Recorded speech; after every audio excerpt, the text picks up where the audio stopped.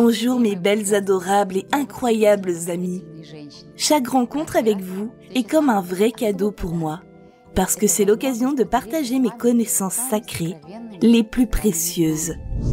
Aujourd'hui, nous allons discuter comment améliorer notre relation avec nos parents. Peu importe si vous avez une bonne ou mauvaise relation avec eux, le fait est que nous avons tous des parents et qu'ils laissent une grosse empreinte sur notre vie. Les chamans croient qu'à l'intérieur de chaque personne, il y a son père et sa mère. Ils façonnent notre comportement à travers leurs programmes ancestraux. Même si quelqu'un a été élevé par des parents adoptifs, il possède tout de même l'énergie de son clan. Autrement dit, il peut se comporter comme ses parents biologiques. C'est pourquoi, chers amis, il est très important de se mettre dès maintenant dans un état propice à l'acceptation. Nous allons apprendre à interagir avec nos parents. Aujourd'hui, lors de notre cours, nous allons travailler sur les programmes ancestraux et allons harmoniser notre relation avec nos parents. Parce que si on ne le fait pas, une véritable catastrophe peut se produire, comme ce fut le cas pour mon élève Elisabeth. Elle pensait qu'elle ne ressemblait absolument pas à sa mère. Sa mère, quand elle se disputait avec son mari, ouvrait son placard, sortait une corde à linge et commençait à la frotter avec du savon. À ce moment-là, tous les enfants, y compris Elisabeth, ainsi que son père, commençaient à la supplier d'arrêter, de ne pas le faire. Ils lui disaient qu'il l'aimait. Après avoir obtenu sa part de reconnaissance, sa part d'amour, la femme ouvrait le placard pour y ranger sa corde, jusqu'à la prochaine fois. Elisabeth se disait « Je ne ferai jamais comme ça, je ne le ferai jamais parce que c'est de la manipulation. Ça détruit une famille, elle en souffre elle-même, et nous, ses enfants, en souffrons aussi, et notre père en souffre. » Et savez-vous ce qui s'est passé plus tard? Des années ont passé. Elisabeth a grandi et est devenue une jeune femme. Elle a commencé à sortir avec quelqu'un. Et à chaque fois, après s'être disputée avec son copain, elle allait chercher une corde et commençait à la frotter avec du savon. Et elle s'en rendait compte qu'au moment où elle voyait qu'elle avait la corde et du savon dans ses mains et qu'elle regardait son copain. À ce moment-là, elle jetait la corde et le savon, tombait au sol et commençait à pleurer. « Je ne veux pas être comme elle. Je ne veux pas gâcher ma vie et celle de mes futurs enfants. » Son amie lui a alors conseillé de me contacter. Elle s'est rendue à l'un de mes séminaires. Ce qui s'est passé ensuite dans la vie d'Elisabeth, vous l'apprendrez à la fin de ce cours. Nous avons fait avec elle un rituel antique. Ce rituel est venu à moi lorsque je voyageais à travers les arbres ancestraux. Un chaman a la capacité de contacter l'esprit d'un tel ou tel clan, de demander aux ancêtres comment aider une famille, comment supprimer les programmes ancestraux qui détruisent la vie de ses membres. C'est l'esprit de mon clan qui m'a transmis ce rituel. Et aujourd'hui, je vais partager avec vous cette connaissance sacrée. Mais tout d'abord, il faut que nous nous y préparions, parce que la préparation énergétique est la clé de notre succès. Qu'est-ce qu'il faut faire? Premièrement, je vous demande d'éteindre votre téléphone pour que le monde entier attende que vous guérissiez énergétiquement votre clan. Deuxièmement, assurez-vous de vous tenir bien droite. C'est très important pour ce rituel. La colonne vertébrale est la projection de l'arbre généalogique en vous. Ressentez que vous êtes la porteuse de toutes les informations ancestrales de votre clan. Aujourd'hui, nous avons vraiment besoin d'accéder à ces informations. Prenez également des photos de vos parents. Vous pouvez en prendre des récentes ou des anciennes, peu importe. L'essentiel est qu'ils soient seuls sur la photo.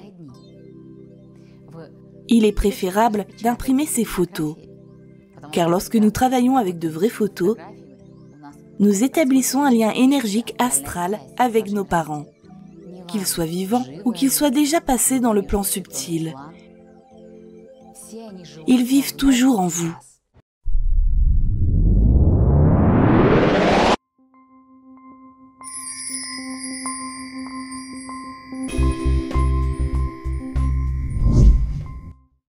Mes chers amis, je suis très contente pour vous. Travailler avec le clan est un mérite spécial de l'âme, dont il faut être digne.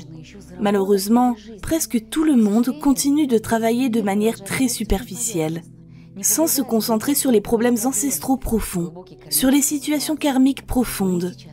Vous êtes maintenant au seuil d'un changement très profond de votre vie et de celle de votre clan. C'est pourquoi, aujourd'hui, nous allons apprendre à changer ces programmes karmiques ancestraux qui passent de génération en génération et détruisent la vie de peut-être 10, 12 ou même 20 générations. Dans les temps anciens, on a toujours su que si ce sont des sages qui élèvent un enfant, il prend leur exemple. C'est pourquoi certains parents ont toujours cherché à envoyer leurs enfants chez des prêtres, chez des sages dans les temples, afin qu'ils acquièrent la plus grande sagesse profonde. Et les parents ont toujours déposé leurs enfants avec gratitude. Si on élevait un enfant dans un village chamanique, alors chaque personne de ce village se considérait comme le parent de cet enfant et lui transmettait ses meilleures qualités. Nous voyons maintenant ce qui se passe, dû au fait que les gens n'apprennent pas auprès des sages, qu'ils ne leur demandent pas de conseils. Mais maintenant, il est temps de changer tout cela. Nous allons déclencher ces changements. Imaginez une femme. Elle a un père et une mère. Et qu'est-ce que nous prenons de nos parents ? Tout d'abord, lorsque nous regardons notre mère, nous commençons inconsciemment à la copier. Même si dans l'enfance, nous avions l'impression qu'elle se comportait atrocement.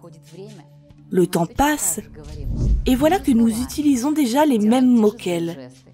Faisons les mêmes gestes, adoptons les mêmes mimiques. Il se peut qu'avec l'âge, nous commencions même à aimer ce qu'elle aimait elle. Et notre perception de nous-mêmes, en tant que femmes, dépend de notre relation avec notre mère. Parce que c'est d'elle que vient la perception de notre essence féminine. Quand nous regardons notre père, nous voyons une manifestation de l'énergie masculine. C'est en regardant notre père que nous apprenons comment il faut se comporter en présence d'autres gens, dans le monde qui nous entoure. Il s'agit ici de la capacité à attirer de l'argent, à rester actif dans cette vie. Plus important encore, lorsque nous regardons notre père, nous recherchons inconsciemment le même partenaire que lui. Et peu importe si nous l'aimons ou pas, il y a toujours en nous un mécanisme qui, comme un aimant, commence à attirer et à rechercher une personne qui lui ressemble. C'est pourquoi, si vous n'aimez rien dans votre relation karmique avec vos parents, vous devriez faire les rituels de purification des situations karmiques lors des programmes karmiques ancestraux. Nous les faisons lors des séminaires parce que c'est un travail très profond que nous effectuons directement dans les lieux de force ou avec des allumettes de force spéciales. Aujourd'hui, chers amis, je vous demande de vous préparer pour un travail très profond. Avant de commencer à travailler, nous allons faire un massage énergétique spécial qui éveillera notre force masculine et féminine. Je vous ai dit plus tôt que nos pères vivaient en nous. C'est le côté droit de notre corps. On y trouve des programmes ancestraux liés à la lignée du père. De ce fait, le côté gauche de notre corps est associé aux programmes ancestraux liés à notre mère. Maintenant, nous allons nous préparer énergiquement. Nous allons faire un massage des mains. À travers nos mains, nous éveillerons le pouvoir de notre clan. Les mains sont nos émotions. Avec elles, nous pouvons caresser nos proches et leur faire des câlins, ou au contraire, les punir. Maintenant, massons-nous les mains, massons-nous les paumes et travaillons avec chaque doigt. Nous allons tout d'abord travailler avec la lignée de la mère. Chaque doigt est associé à certaines qualités de notre âme. Si vous avez des sensations douloureuses, cela veut dire que certaines situations ancestrales karmiques commencent maintenant à guérir. Dites-moi ce qui se passe et je vous donnerai une réponse plus détaillée. Et maintenant, passons à l'autre main, la droite. celle de la lignée du père. Ressentez qu'à présent, nous éveillons la force du clan du père. Travaillons sur des situations karmiques, sur des programmes ancestraux. Je vous recommande de faire un tel exercice tous les jours, afin d'harmoniser votre clan sur les lignées masculines et féminines. Très bien. Maintenant, faisons comme si nous nous lavions les mains. Voilà. Très bien. Ressentez-vous de la légèreté? Merveilleux. Chers amis, maintenant, nous sommes bien préparés et nous allons enfin pouvoir passer à notre rituel. Mais avant cela, je veux vous rappeler combien il est important de guérir son clan. Pour ça, je vais revenir à l'histoire de mon élève Elisabeth. Que lui est-il arrivé une fois qu'elle a réalisé tout le désespoir de sa vie? Après avoir fait le rituel, elle l'a effectué 6 fois de plus pour purifier 7 générations de son clan de programmes ancestraux. Et quand elle a fait les 7 rituels, un événement très important s'est produit dans sa vie. Tout d'abord, elle a remarqué qu'elle avait arrêté de critiquer son partenaire. Ensuite, elle n'a plus jamais eu l'idée de prendre cette corde ou de faire quoi que ce soit de similaire. Et enfin, le côté positif du travail avec les programmes ancestraux est qu'il touche tous nos proches, et aussi ceux liés à nous via notre lignée. Figurez-vous que la mère d'Elisabeth, qui pendant plus de 30 ans a tourmenté toute sa famille, elle-même, son mari et ses enfants,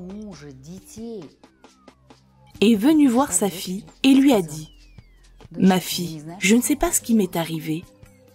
Je tiens cette corde dans mes mains et je veux m'en débarrasser. » Elles sont alors allées toutes les deux vers une rivière et ont jeté la corde dans l'eau.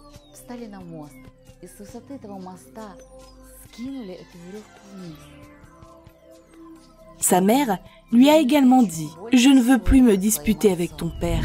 J'ai réalisé à quel point je l'aimais et à quel point il était patient avec moi pendant toutes ces années, à quel point il m'aimait.